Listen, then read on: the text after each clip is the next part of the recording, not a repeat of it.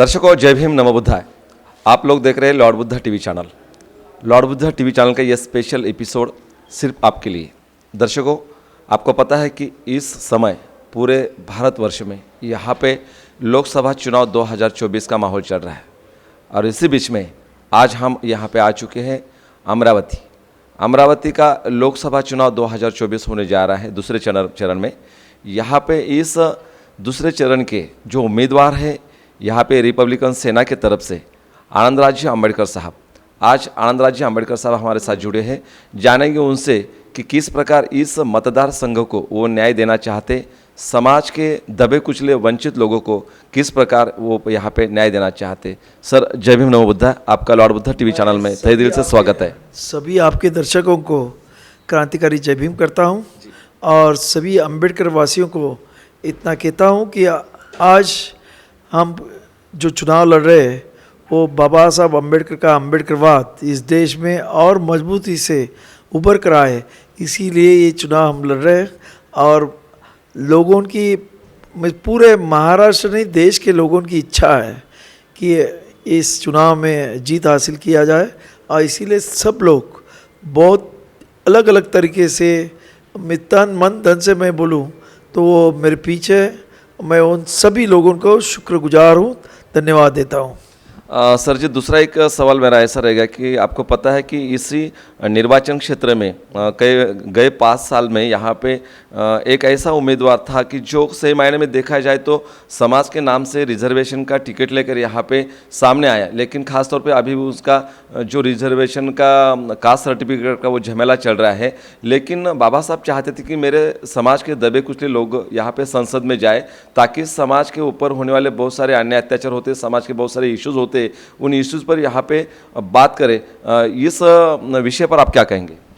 देखो, आज बाबा साहब ने तो बहुत अच्छा सोचा था आरक्षण के बारे में कि जो ये राजकीय आरक्षण है उसमें से जो लोग जाएंगे वो लोग सही मायने में हमारे जो दबे पिछड़े कुचले लोगों के बारे में, दलितों के बारे में सही मायने में वहाँ संसद में आवाज़ उठाए, उनके ऊपर हुए अन्याय अत्याचार पर उधर संसद में उसके बारे में जितना शोर कर सके और उनको इंसाफ दे सके उतना दे सके। मगर आज हम दुर्भाग्यवश ये देख रहे हैं कि जो हमारे SC ST से रिज़र्व सीट से चुन के जाते हैं वो उन पार्टी के कठपुतली रहते हैं, गुलाम रहते हैं और इसी वजह से वो कोई बात नहीं कर सकते और सही मायने में वो दलितों का, शोषितों का रिप्रेजेंटेशन नहीं कर रहे। और इसी वजह से आज हम पूरे देश में ऐसे माहौल है कि जो SC ST से चुने जाने वाले जो 130 के ऊपर जो सांसद हैं वो किसी काम के नहीं होते। दलितों के लिए, कुचले के लिए अन्याय अत्याचार होते हुए आवाज़ नहीं उठाते।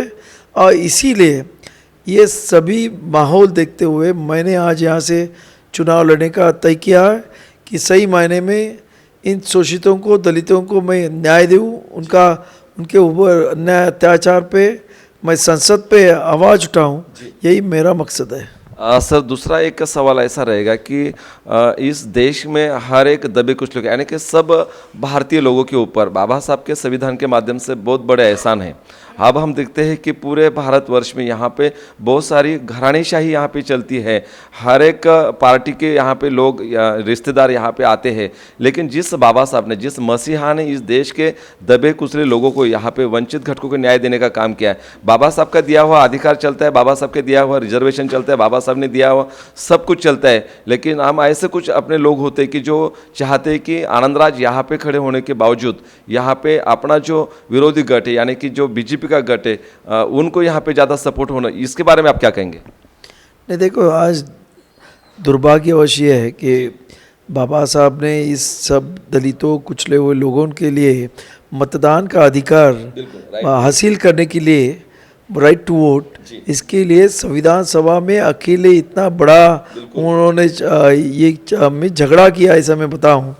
क्योंकि तभी के लोग जो कांग्रेसवासी थे वो तो कहते थे कि जो सुशिक्षित है उन्हें ही वोटिंग का राइट हो, जो टैक्स पेयर है उनको भी राइट्स हो, मगर बाबा साहब बोले मैं पॉलिटिकल इक्वालिटी लाना चाहता हूँ और हर एक आदमी पॉलिटिकली इक्वली हो, भले वो आर्थिक और सामाजिक दृष्टि से अनइक्वल इस देश में है, मगर मैं पॉलिटिकल इक्वालिटी लाता हूँ और मैं चाहता हूँ कि सोशल और इकोनॉमिकल इक्वालिटी भी इस देश में जल्द से जल्द हो, तो सही मायने में ये डेमोक्रेसी अच्छी तरह चल सकती है। मगर हम देख रहे हैं कि आज ये तो हो नहीं रहा है, मगर दुर्भाग्यवश जिन्हों बाबा साहब ने ये मतदान का अधिकार दिया, एक बड़ा हथियार दिया, उनको अभी तक इस हथियार की कीमत नहीं पता चल रही है और इसी वजह से चंद पैसों के लिए और चंद कुछ और इसके लिए लोग अपना मतदान बेचते हैं। ये बहुत बहुत बड़ा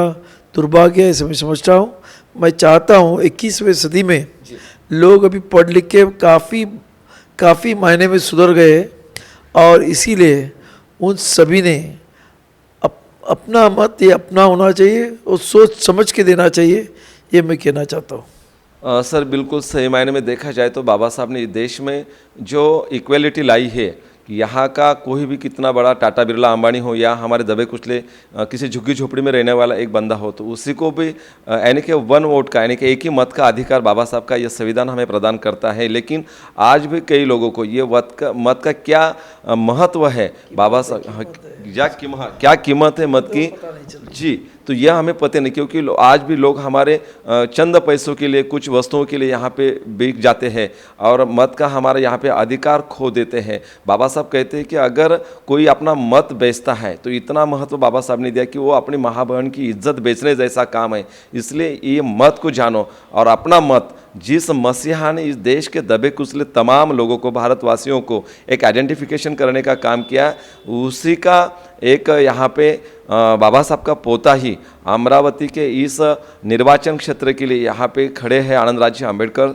और इस प्रकार समाज ने भी थोड़ा सोचना चाहिए और जो लोग बाबा साहब के सब प्रकार के आरक्षण लेने का भी यहाँ पे प्रयत्न करता है, फ़ायदा लेता है, लेकिन आज वोट की जब बात आती है तो धर्म के और पंथ के नाम पे यहाँ पे बहुत सारा घुमजाव यहाँ पे होता है। दूसरा मेरा सवाल ये रहेगा सर आपको कि आज बाबा साहब ने देखा यहाँ पे कि मुझे ऐसा यहाँ पे राज चाहिए कि जो जन कल्याणकारी हो, जो प्रजातंत्र के मायने में रखा जाए, लेकिन आज धर्म के नाम पे, पंथ के नाम पे लोगों का ध्रुवीकरण होता है, इसके बारे में क्या कहेंगे? नहीं, देखो आज तो इस देश का पूरा देश का माहौल हम देखेंगे तो वो माहौल जाति और धर्म के नाम से वो वोट हासिल करना, लोगों की भावनाओं को भड़काना, ऐसा पूरा माहौल या इस देश में किया है, ये सही मायने में गलत है।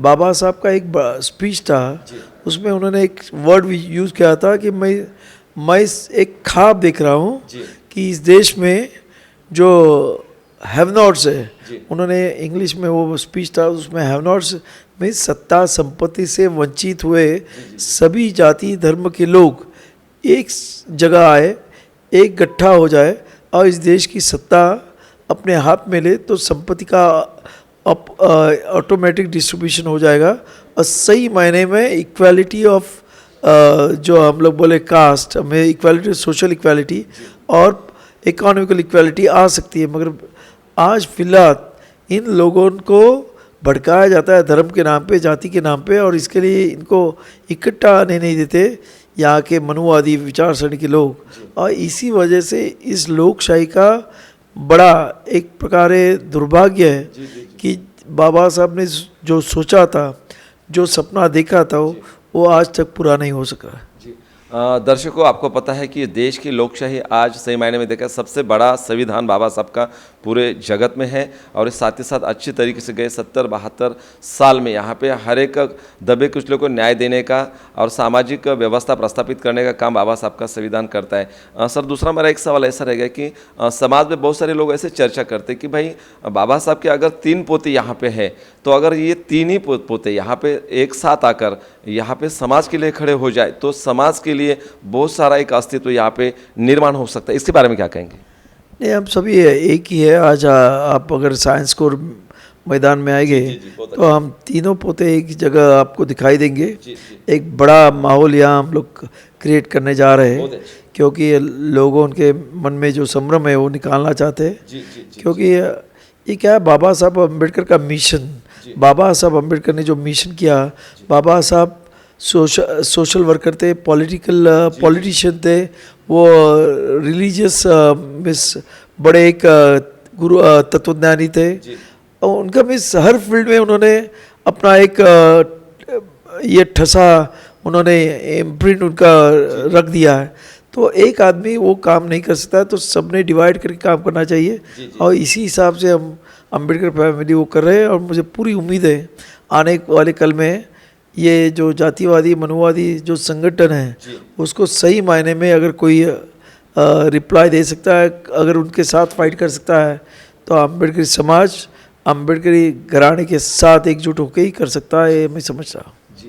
दर्शकों, बाबा साहब ने हमें हर एक के दिलो दिमाग में यहाँ पे स्वाभिमान यहाँ पे ठासकर भरा है। और ख़ास करके स्वाभिमान से ज़िंदगी भर जियो, किसी के गुलाम बनकर मत जियो। बाबा साहब कहते हैं कि गुलामों को गुलामी का एहसास करा दो ताकि वो बंद न करेगा। अब ये समय आ चुका है कि ये ऐसा माहौल है कि यहाँ पे हमारे अंदर का जो बाबा साहब है, जिस बाबा साहब का हम सिर्फ 14 अप्रैल को ही बाहर निकालते, लेकिन अब ऐसा समय यहाँ पे अमरावती के लिए आया है कि यहाँ के तमाम लोग जो लॉर्ड बुद्धा टीवी चैनल के माध्यम से ये लाइव इंटरव्यू यहाँ पे देखते होंगे, उन सभी को हम यहाँ पे निवेदन करते हैं कि भाई अब ऐसा समय आया है कि बाबा साहब के जो उपकार हमारे अनेक पीढ़ियों के ऊपर है, अनेक सदियों के ऊपर यहाँ पे है, इस उपकार से हमें यहाँ पे उतराई होने का यह अवसर यहाँ पे आनंदराज जी अम्बेडकर के माध्यम से यहाँ पे मिला है। और हम इस ये पूरे माहौल में एकजुट होकर सही मायने में सभी आदिवासी लोग होंगे, सभी दबे कुचले लोग होंगे, वंचित लोग होंगे, पूरे माइनॉरिटी के लोग जो मुस्लिम लोग हैं, आज तक इस देश में वैसा देखा जाए तो माइनॉरिटी यानी कि मुस्लिम लोगों का खास तौर पे यहाँ पे न्याय यहाँ पे नहीं मिला है। ये न्याय देने का काम यहाँ पे खास तौर पर आनंदराज जी अम्बेडकर करने का प्रयास यहाँ पे करेंगे। तो मेरा एक आखिरी सवाल आपको रहेगा सर कि आप इस पूरे अमरावती के निर्वाचन क्षेत्र के लोगों को किस प्रकार का अपील करेंगे, किस प्रकार का डेवलपमेंट आप यहाँ पे चाहते हैं, किस प्रकार का यहाँ पे जो वातावरण अभी है कि जैसे कि रोजगार है, महंगाई बहुत सारी बढ़ चुकी है, बहुत सारे ऐसे मुद्दे यहाँ पे हैं जो पूरे झमेले लोगों के सामने सिर्फ टीवीओ के माध्यम से यहाँ पे दिखाई देते, लेकिन प्रॉपर ग्रास रूट लेवल पर बहुत भयानक और विदारक स्थिति यहाँ पे है।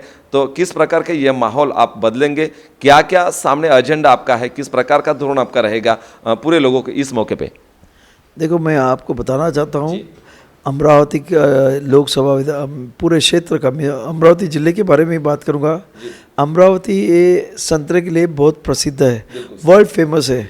मगर आज यहाँ के जो काश्तकार का किसान है, जो संतरे की बागायतदार है, उनको सही मायने में उसका रेट नहीं मिल रहा। क्यों नहीं मिल रहा? कि गवर्नमेंट उसके ऊपर जीएसटी लगाती है और इसके लिए वो एक्सपोर्ट करने लायक नहीं रहता, क्योंकि वो प्राइस में वो उसकी कीमत ज़्यादा होती है बाहर के संतरों से। तो ये जो थोड़े छोटे छोटे प्रॉब्लम हैं, ये सॉल्व करना चाहिए। फिर आज ये संतरे के लिए तो प्रसिद्ध है, इनके ऊपर कोई भी जो हम लोग जो इंडस्ट्री बोलते हैं कि इसके ऊपर जो एक्टिव में संतरे के ऊपर जाम बनाना और बाकी सभी जूसेस बनाना, ऐसा जो फैक्ट्री होना चाहिए वो भी इधर कुछ नहीं है। यहाँ एमआईडीसी है, मगर ये इस एमआईडीसी में बड़ी बड़ी फैक्ट्रियाँ आई थी, वो आज बंद हो गई है और अभी छोटी छोटी फैक्ट्रियाँ चल रही है और उसमें भी परप्रांतीय लोग हैं। तो यहाँ के स्थानीय लोगों को रोज़गार मिलना चाहिए, वो देखना ज़रूरी है। उसी तरह यहाँ नई इंडस्ट्री आनी चाहिए, आईटी इंडस्ट्री आनी चाहिए, यहाँ फूड प्रोसेसिंग इंडस्ट्री आनी चाहिए। यहाँ अभी यहाँ की खेती बहुत अच्छी है, सोयाबीन से लेके कपासी तक बहुत सारे, और संतरा से लेके बहुत सारे ये लोग प्रयोग करते रहते हैं, मगर इनके धान को भी कीमत नहीं प्रॉपर मिलती है। तो उसके बारे में भी प्रॉपरली डिसीजन लेना चाहिए। पर आज की सरकार हम लोग ने देखी है कि पंजाब हरियाणा का जो किसान रास्ते पे आया, उसके ऊपर वो रबर बैलेट उन्हें शूट किए।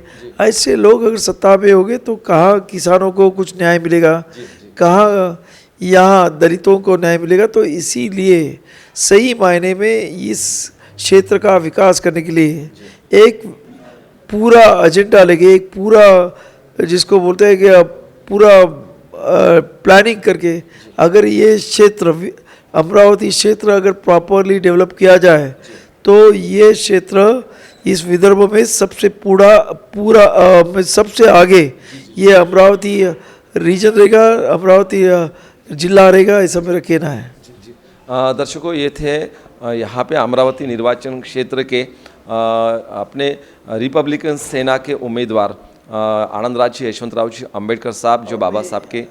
इसमें और भी बताना चाहता हूँ कि आज अम्बेडकरवादियों ने मेरे पर पूरा विश्वास डाला है, और इसी वजह से आज मुस्लिम लोगों ने, मिस एमआईएम है, तेरा उलेमा बोर्ड है, और बाकी सभी संगठना ने मुस्लिमों के मुझको बिनशर्त पार्टिबा दिया है। तो ये जो हो रहा है कि माहौल चेंज हो रहा है। अभी यहाँ आपने देखा होगा कि अल्पसंख्यकों को ना दोनों बड़ी जो महायुति हो, महाविकास है, उन्होंने किसी ने उनको एक सीट भी नहीं दी है। इस तरीके का उनका अपमान हुआ है। इसके लिए अभी सभी लोग चाहते, जो दबले कुचे अल्पसंख्यक, कि हमारा सही मायने में कोई नुमाइंदा वह संसद में जाए, और इसी वजह से आज यहाँ ये बहुत अच्छा माहौल पैदा हुआ है। और मैं चाहता हूँ अम्बेडकरवादियों को कि आपका हर एक मत ये बहुत अमूल्य है, क्योंकि यहाँ जो 4 कॉर्नर इलेक्शन है, इसमें 3.5 लाख जिसको मिलेगा वो चुन के आएगा। हमारे अम्बेडकरवादी लोग 4 लाखों से ऊपर है, अल्पसंख्यक भी 3-3.5 लाख से ऊपर है। तो इसीलिए जीत हमारी है, कोई कुछ भी कहे।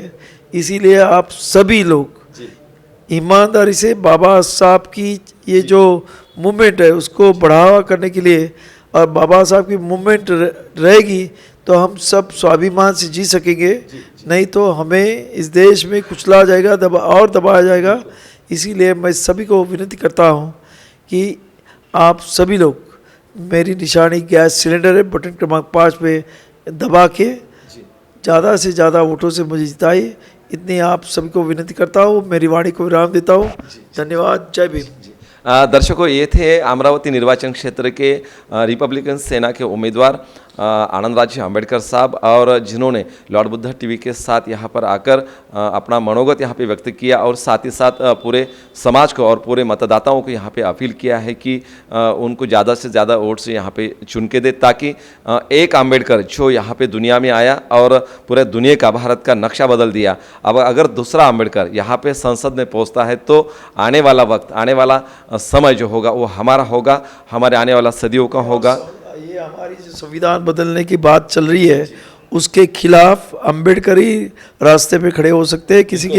किसी दूसरे के इसमें हिम्मत नहीं है, ये मैं कहना चाहता हूँ। जी, यानी कि संविधान सिर्फ और सिर्फ बाबा साहब के बंदे ही यहाँ पे उसकी रक्षा कर सकते हैं। उतना पावर और रास्ते पे खड़े होने की ताकत सिर्फ अम्बेडकरवादी यहाँ पे रखते हैं। आज बाबा साहब का खून, बाबा साहब का पोता इस निर्वाचन क्षेत्र के लिए बहुत भाग्य की बात है कि उसे ज़्यादा से ज़्यादा वोट से यहाँ पे चुनकर दे, और दूसरा अम्बेडकर यहाँ पे संसद में भेजने का प्रयास करे। क्योंकि आपको पता है कि बाबा साहब के साथ भी बहुत बार यहाँ पे धोखेबाजी यहाँ पे हो चुकी है, और पूरा समाज ने यहाँ पे सावधानी बरतनी चाहिए। और आप ये दूसरा अम्बेडकर इस अमरावती निर्वाचन क्षेत्र से ज़्यादातर से चुनकर जाए, और हमारा दूसरा अम्बेडकर वहाँ पे बाबा साहब का संविधान कायम रखने का प्रयास करेगा।